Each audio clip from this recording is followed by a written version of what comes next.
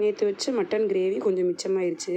சரி அதை வச்சு முட்டைக்கறி பண்ணி கொடுத்துர்லாம் அப்படின்னு ஒரு ஐடியா பண்ணிவிட்டு ஒரு கடாய் அடுப்பில் வச்சுட்டு கொஞ்சமாக எண்ணெய் சேர்த்துக்கிட்டேன். நல்லெண்ணெய், கொஞ்சம் சோம்பு சேர்த்தாச்சு. ஒரு கைப்பிடி அளவு சின்ன வெங்காயம் சேர்த்துருக்கேன். சின்ன வெங்காயம் சேர்த்துக்கோங்க, நல்லா டேஸ்ட்டாக வரும். இது மட்டன் சிக்கன் ரெண்டுலேயுமே பண்ணலாம். நான் இப்போ மட்டனில் பண்ணியிருக்கேன். கொஞ்சமாக உப்பு சேர்த்துக்கோங்க. நான் ஒரு முட்டை தான் சேர்க்க போகிறேன், அதனால் கம்மியாக தான் உப்பு சேர்த்துருக்கேன்.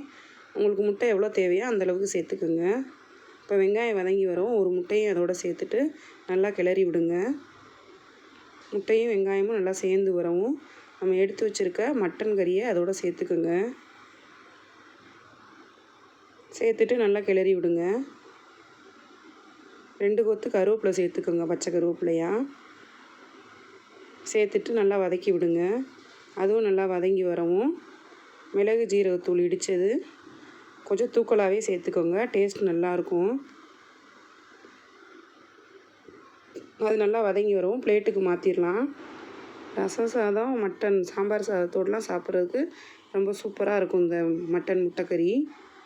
நான் இதை பழைய சாதத்தோடு தான் வச்சு கொடுத்தேன். எங்கள் வீட்டில் சாப்பிட்டு ரொம்ப நல்லா இருக்குன்னாங்க. நீங்களே இதை உங்கள் வீட்டில் ட்ரை பண்ணி பாருங்கள். எப்படி வந்துச்சுன்னு கமெண்டில் சொல்லுங்கள். இந்த வீடியோ உங்களுக்கு பிடிச்சிருந்தா மறக்காமல் என்னோடய சேனலை லைக் பண்ணி சப்ஸ்கிரைப் பண்ணிக்கோங்க.